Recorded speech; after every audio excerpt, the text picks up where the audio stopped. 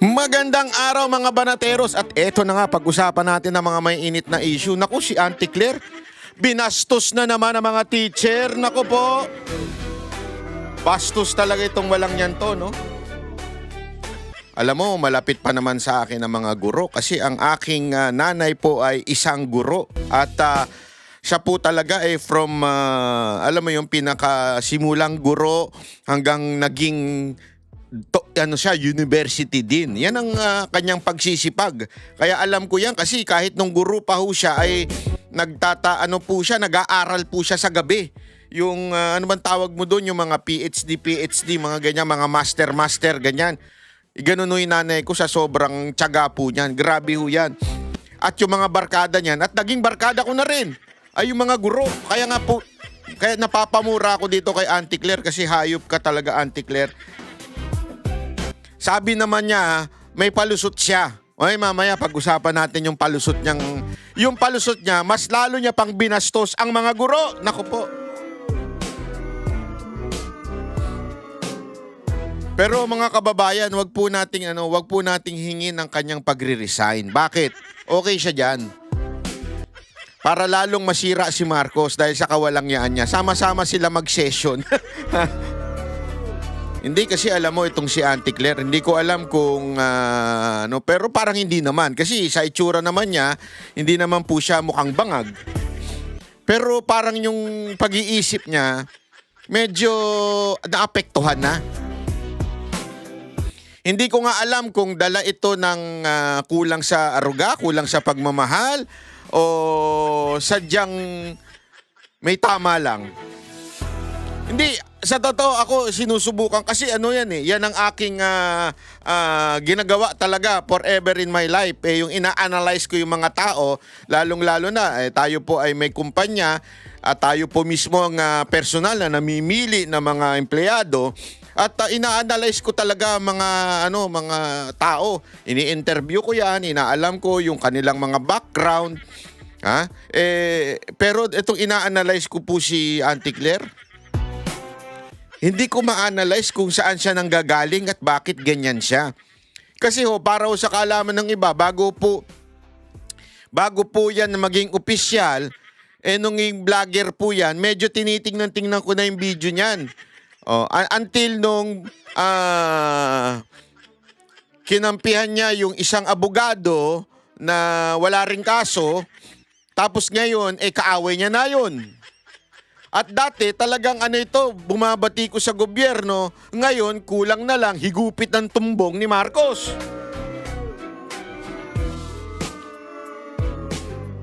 Kaya nga hindi ko alam, ewan ko sana naman hindi. Parang ito kaya ay merong yung bipolar. Alam niyo yung bipolar? Hindi ko ayoko kasing pag ayoko sabihin yun, sana, kasi panlalait yun sa mga may bipolar Yung ilalagay ko sa kanila, ihahanay ko si Auntie Claire sa kanila. 'Di ba? Hindi maganda. 'Di ba? Kasi mas malala si Auntie Claire Yung kanyang ugali talagang yung parang tita mong magulo.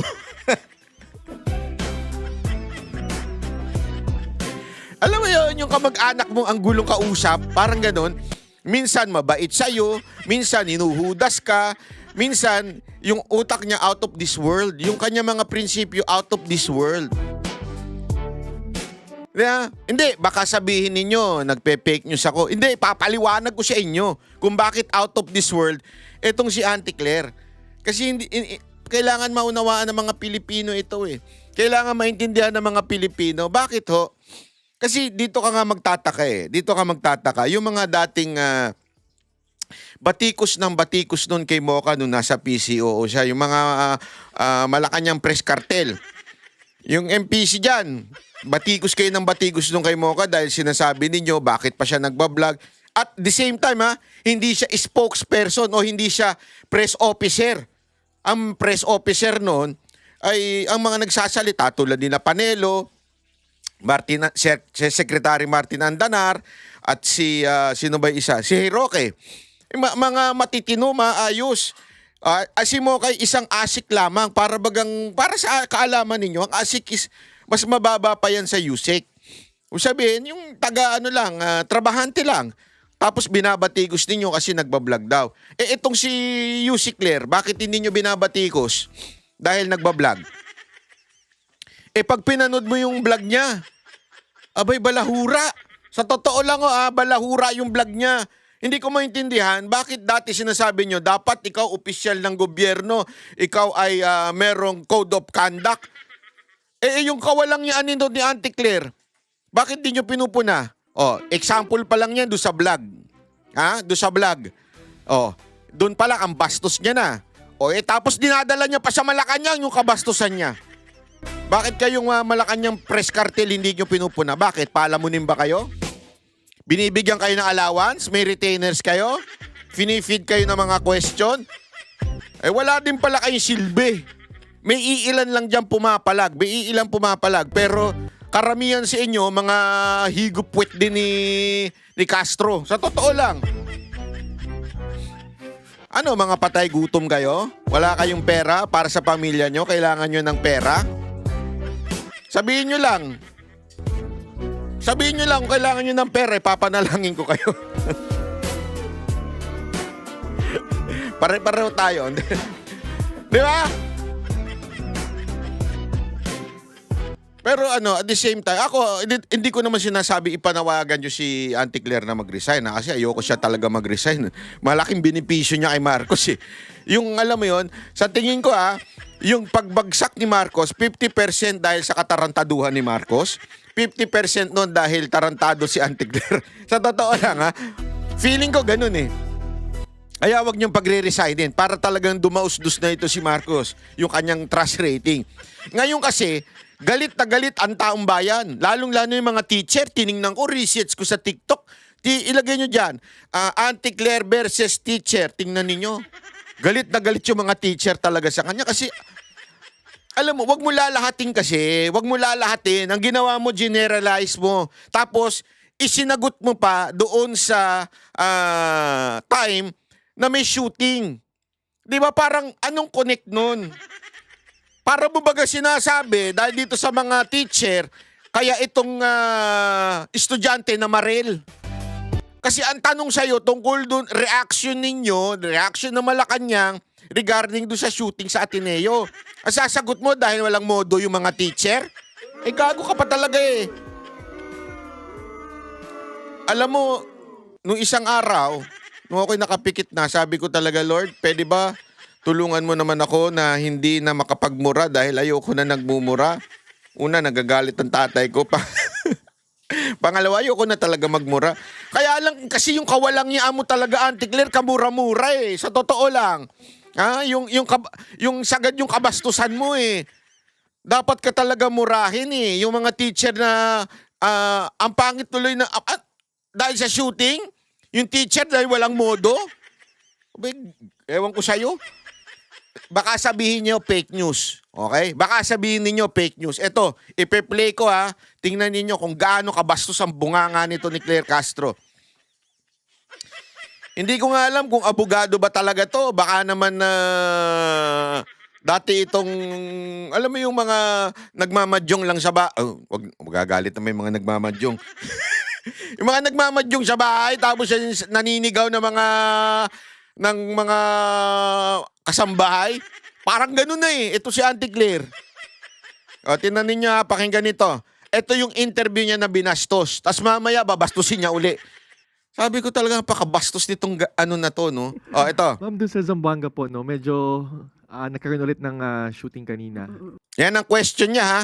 Ba't kaya tumatawa itong mga reporter? Siguro tatawa sila kay Auntie Claire, no? Ito yung question niya. Zamboanga shooting ang context. Okay? Zamboanga shooting ang context. Sa zona po ng Pangulo, may mga instructions na po siya, no, na paigtingin ang security para hindi na maulit yung nangyari sa Tacloban. Pero apparently kanina sa Zamboanga ay nasawi yung 2 estudyante. Ano po ang directive po ba o ano po ang gagawin ng Palace po dito? Basahin ko po muna po ang mensahe ng DepEd at ng Office of the President. Okay, the statement of the Office of the President, and I quote, "We grieve with the families and the entire Ateneo de Zamboanga community over a tragedy that should never have happened. Our schools are where we entrust our children to learn, to grow, and to dream about the lives ahead of them. They must also be among the safest places in our country. I have directed our law enforcement agencies to conduct a thorough investigation into this incident and to determine what more must be done to prevent another family, another school, and another community from suffering the same grief. We will work with our schools and communities to strengthen the safeguards that protect our students and ensure that they can pursue their education without fear. Every Filipino family deserves that assurance. Message from the President, our President. At ito naman po ang message mo mensahe naman. ng DepEd, na agad naman din tumugon sa panawagan ng ating Pangulo. The Department of Education is gravely concerned over the reported shooting incident at the Ateneo de Zamboanga University. Pine-play natin to para mas maunawaan ninyo yung context ng kanyang sinabi. Okay? Kasi may iba siyang palusot eh. Out of context daw. Dito, pinapakita niya yung statement ng Malacanang, ng presidente. Okay? Tungkol sa shooting yung tanong, ha? Junior High School campus, a private school in Zamboanga City, this morning, August 18. DepEd stands with the Ateneo de Zamboanga community during this difficult time and is ready to extend whatever support and assistance we can to the affected learners, families, school personnel, and concerned authorities. We are also coordinating with mental health partners to provide psychological first aid and psychosocial support to those affected. We urge the public to refrain from spreading unverified information and sharing sensitive photos, videos, or details about the incident, especially since minors are involved. Yan po ang mensahe ng pamunuan po ng DepEd. So, ganyan pa rin po. Although ito po ay pribadong paaralan, pribado man o pampublikong paaralan, nandiyan pa rin po ang pag-uutos ng ating Pangulo na dapat na ang pagpaprotekta sa ating mga kababayan, lalong-lalo sa kabataan, ay dapat paigtingin. At ang isa sa mga nakikita rin ditong solusyon ay dapat na ang mga kabataan natin ay naggagabayan. Hindi lamang ng kanilang mga magulang, kung hindi sa kanila mismong paaralan. Minsan na po natin nakita, mismo ang ibang mga guro ay lumalabag sa ganitong klase ng moralidad. Sila minsan na nagtuturo sa kanilang mga estudyante kung papaano maging walang modo, lalong-lalo na sa mga nakakatanda or sa mga ibang tao. Panahon na po, hindi lamang po ang gobyerno, lahat po tayo. Kita ninyo yung context, di ba? Napakalinaw, mga kababayan. Ano context? Pagkatapos niyang basahin yung statement ng Malacanang ng presidente regarding the shooting, siya naman po nagbigay ng kanyang lintik na opinion. Ulitin natin na baka sabihin nyo binobola ko kayo. Oh. Kabataan natin ay naggagabayan. Pamunuan po ng DepEd. So, Yan. So, yan yung statement. Ano kasunod niya? Ganyan pa rin po. Although ito po ay pribadong paaralan, pribado man o pampublikong paaralan, nandiyan pa rin po ang pag-uutos ng ating Pangulo na dapat na ang pagpaprotekta sa ating mga kababayan, lalong-lalo sa kabataan, ay dapat paigtingin. At ang isa sa mga nakikita rin ditong solusyon ay dapat na ang mga kabataan natin ay naggagabayan. Hindi lamang ng kanilang mga magulang, kung hindi sa kanila mismong paaralan.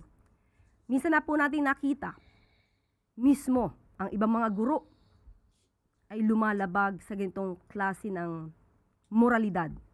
Sila minsan na nagtuturo sa kanilang mga estudyante kung papaano maging walang modo, Oh. lalong-lalo na sa mga nakakatanda Ayun. or Oh. sa mga ibang tao. Oh. Panahon na po, Panahon na. hindi lamang po ang gobyerno, lahat po tayo, especially pag nasa school. Kayo po ang magsilbing Kita ninyo? Wala siyang ano eh. Ito problema kasi dito sa babae na to eh. Sa totoo lang. Ang sarap bastusin kasi bastos talaga eh. Wala siyang pagtanggap na yung kanya ha. Wag natin pag-usapan yung statement ng Malacanang kasi yung statement ng Malacanang, puta, chat GPT lang yan eh. Ginaganon nyo lang kami. Wag nyo kaming ginagago dyan. Yung mismong saloobin niya. Ano saloobin nito? Ano saloobin ng Malacanang? Ito yun. Diba? Ano yun? Yung mga teacher kasi, mga walang modo, hindi tinuturuan yung mga estudyante. Alam mo, as a government, you are the government. You're part of the government. Sana man lang konting pagpapasensya at papaigtingin natin ng kapulisan, ang security doon, kakausapin nyo ang DepEd para, alam mo yun, sana yung ganun eh. Yung ganun ba na merong pagkukulang sa DepEd na tila kailangan ng ganitong mga departamento o nagtuturo sa ating mga guro. Alam mo yung mga mistakes na pwede sanang aminin na lang tapos gawa ng paraan. Hindi eh. Yung mistake, itinuro mo doon sa iba. May asawa ba to? Bakit mo naman natanong niyang banat bay? Kasi kung may asawa to, ito yung mga talagang mahirap mahalin. O yung lagi na lang sila tama. Yung sino sa inyo may... sige na, umami na kayo. Sino sa inyo dyan ang ganitong asawa? Hindi marunong umamin yung asawa ninyo ng sorry. Lagi na lang silang tama. Meron nga biro dyan eh, alam nyo, sabi nila sa mga lalaki. Make sure, sabi ng mga payo ng mga matatanda sa mga anak nilang lalaki. Make sure you choose the right person. Sabi naman nung after a while, after 10 years, Dad, I choose the right person. Sabi niya, oh, how can you say that you choose the right person? Because she is always right. Di ba? Parang ganito si Auntie Claire eh. Mantakin mo, para bagang walang mali ang gobyerno. Ang dami nga nagagalit doon sa post ko din eh. Sabi, bakit mo naman sinisisi si Marcos o ang presidente dito sa Ateneo? Private ito. Gago pala kayo eh. Sa totoo lang, ang DepEd, hindi naman nasakop lang niyang public eh. Pati naman ang private, sakop niyan. At the same time, kung saan nakalugar yan, sakop pa rin ng kapulisan yan. Kasakop pa rin ng barangay yan. At yung barangay nasa ilalim ng LGU at yung LGU nasa ilalim ng DILG. So wag kayong magpalusot at sasabihin niyo walang kinalaman ng presidente dito. Gago. Kung ang presidente kinakatakutan, walang mga ganito. Yan ang subukan ninyo noon, panahon ni Pangulong Duterte, ganyan. 'Di ba? Baka pati yung tatay wala na. Sa totoo lang. Alam mo kasi ang tao kasi hindi yan dalawa lang ang inaano niyan, ang laging dahilan kung bakit susunod yan. Bakit? Because nakikita nila may care, at the same time, may takot. Hindi pwedeng puro care, hindi rin pwedeng puro takot lang. Dapat kombinasyon yan. Tapang at malasakit. Yan ang meron si PRRD dun eh. Diba? May tapang siya, pag talagang galit siya, galit siya. Kahit mga kaibigan niya, basta gumawa ka ng katarantaduhan, you're out. Ganun eh. At kahit sa mga kriminal nun, pag gumawa ka ng katarantaduhan, yari ka. Hindi ko na sasabihin kung paano ka nayari. Diba? O ngayon, sama-sama tayo sa langit. Sama-sama tayo mataas. Kaya walang takot eh. Diba? O ayan, alam mo, yung mga, kasi ngayon, tinuturo nila yung mga website na ganito, ganyan. Matagal na yan. Alam mo, kolehiyo pa lang ako meron na yung website na yan. Alam ko yan. Alam ko yung mga, basta hindi ko na lang iaano kasi I truly hate that yung mga ganyang klaseng website. May mga ganyan talagang website, huwag niyong ituro doon lang sa website na yon. Ang tarantado dito, DICT. Bakit hindi niyo ma-implement ang ban? Alam mo, ito yung bagay na sa tingin ko isa sa dahilan kung bakit ang bilis umangat ng China ng todo-todo. Alam mo dun sa China, kahit anong gawin mong VPN, kahit anong gawin mong eSIM, ang hirap talaga makakonek doon sa mga website na hindi nila inaalaw. Oo, makakakonek ka in certain hours, one day, pero madidetect ka agad yung ginagamit mong VPN at ilang mawawala na kagad, hindi ka na makakagamit. I don't know how they do it. Pero sabi ko nga, 'di ba, I like China, yung lugar hindi yung pamahalaan. I mean, yung lugar. Gusto ko yung lugar nila, pero napakahirap talaga, parang ayoko nang bumalik. Kasi parang na out of touch ka sa world eh. Kasi ang bagal ng internet pagdating sa mga social media, ang bagal. Pero doon ko nga na-realize, too much freedom, talagang it will kill. Too much freedom. Sa atin, lahat gagawin mo eh. Wala namang bawal sa atin eh. Sa totoo lang, yung batas sa atin, suggestion lang yan. Bigyan ko kayo ng halimbawa. Oh, yan lintik na LTO, di ba? Puna ng puna doon sa mga plaka-plakang ganyan.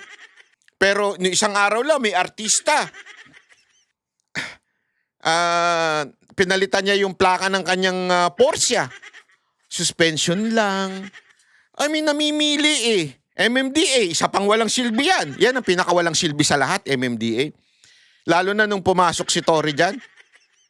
Dati kahit papaano medyo may silbi kayo eh. Nung pumasok si Tory dyan, lalo kayo na walang silbi. Totoo. Alam mo yun, walang ginawa, tapos sisisihin ng ang basura. 'Di ba? Yung sasabihin nilang kahigpitan sa NCAP, namimili lang sila na mahihigpitan. Yung mga, alam mo na, yung mga VIP, kuno, dyan, hindi naman nila hinihigpitan. Yung mga sarili nga nilang traffic enforcer, minsan wala pang helmet eh, mga animal eh.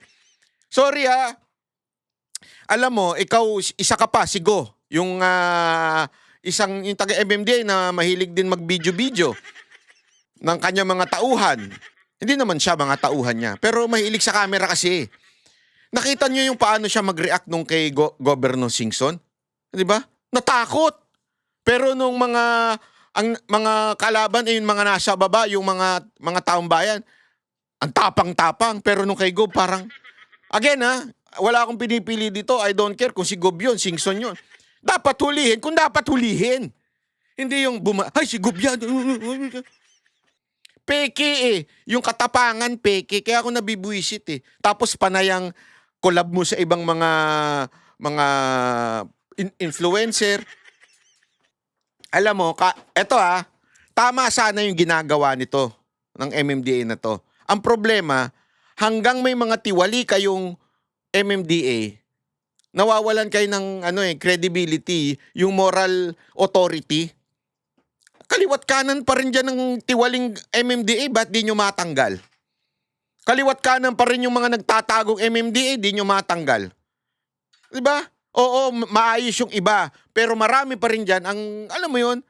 Kaya ang akin lang, ito lang mga kababayan. Huwag kayong pumuna ng iba, lalo na kung kayo ay nasa gobyerno, kung kayo mismo gago. Ganun lang kasimple yun. Kung kayo ayaw nyong umamin na may kasalanan kayo, tapos pupuna kayo ng iba, katulad nito ni Auntie Claire, isang kawalang yaan. Yan ang totoo eh.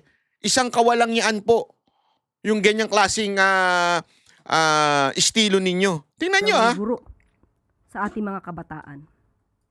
At sana lang ay matupad ang ating kahilingan na maiwasan na rin po sana sa social media ang mga kapwa nating Pilipino nagbabanta ng buhay ng karamihan sa atin kapag hindi sila sumasang-ayon sa opinyon ng iba nating mga kababayan.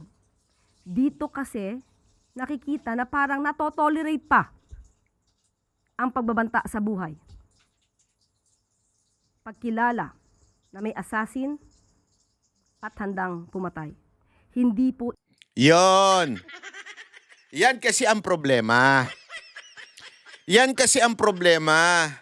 Alam mo kaya mga kababayan, napakinggan ko nga ito sa isang preaching nung pastor na si Stephen. Hindi po ako membro ng church niya pero nakikinig po ako sa ano niya. Ang ganda ng mga sinasabi niya doon, lalo na doon sa bitterness o yung pagle-let go. Ito problema kasi kay Yusek Claire. Hindi ko alam kung ang mission niya laging i-connect ang problema na nadadanasan natin sa mga Duterte. Eto, pinaparinggan na naman niya si VP Sara Duterte, kino-connect niya si VP Sara Duterte dito sa shooting. Kasi daw parang ang pinupuntirya niya dito ay merong culture of violence. Yung pinapakalat ni VP Sara Duterte dahil doon sa assassination, dahil doon sa babayaran ka lang ng 5,000, ganyan-ganyan. Hindi niya maintindihan na hindi naman sinabi ni VP Sara Duterte yun para i-promote. Sinasabi ni VP Sara Duterte yun ang realidad na nangyayari ngayon. Na yung buhay ng tao, kung dati 50, 10, di ko alam wala akong alam sa ganyan. Pero sinasabi niya ngayon, may naririnig-rinig siya, 5,000 na lang para ang isang tao ay kumitil ng buhay. Yun ay realidad. Hindi niya pinopromote. Hindi niya sinasabing, tanggapin natin yan. Hindi yun. Realidad yan na dapat mawala. Tapos sasabihin nito, ito, i-connect na naman niya. Mag-culture of violence, assassin. Kaya ka, alam mo, sumasablay. Kasi yung laman ng puso mo, hate. That's the truth. Yusek Claire. Hanggang magsasalita ka na ang laman ng puso mo ay puro hate sa mga Duterte, sasablay at sasablay ka. Always remember that. Ito si Auntie Claire, ano ito kulang sa EQ. Alam mo yung EQ, emotional quotient, kulang Kasi ang emotional quotient, yung mga strong, kailangan kaya mong kontrolin ang emotion mo. Whether you're happy, whether you hate, any emotion you can control so that when you speak, when you decide, hindi apektado ng emotion, pero utak ang gumagana. Dito, wala ng utak, pati emotion, yun lang ginagamit niya. Di ba? Isipin mo, wala ka nang utak. Hindi, isipin mo, wala ka nang utak. Tapos, magpapadala ka pa sa hate mo sa mga Duterte, kukonek mo lahat. Sa pag-connect niya tuloy, naano niya yung mga teacher. Ito magandang ehemplo. Kaya sa atin, sa lahat, magsilbing aral po sana ito. Huwag itolerate ang ganitong klaseng pananalita at huwag nating itolerate ang mga ginagawa na mapang-abuso, especially ng mga public servants natin. Kasi ito po ay magiging modelo na hindi dapat naman sana napamarisan. Kami ang boses ng masa, hindi natatakot. Katotohanan lang, di kami nalulunod. Walang bahid ng sismis, lahat ay totoo. Kahit sino ka pa, pag mali ka babanatan ka. Walang pinipili kulay, wala kaming kinikilingan. Basta para sa bayan, kami lalaban. Pag tama palakpakan, pag mali banatan. Di matitinag, di matatakot, para sa bayan tuloy ang sigaw. Sa harap ng kamera, walang halong takot. Mga baluktot, lahat kayo'y tutumba. Ang hustisya at totoo, yun lang ang mahalaga. Kahit sinong harang, di kami matitinag. Walang pinipiling kulay, wala kaming kinikilingan. Basta para sa bayan, kami lalaban. Pag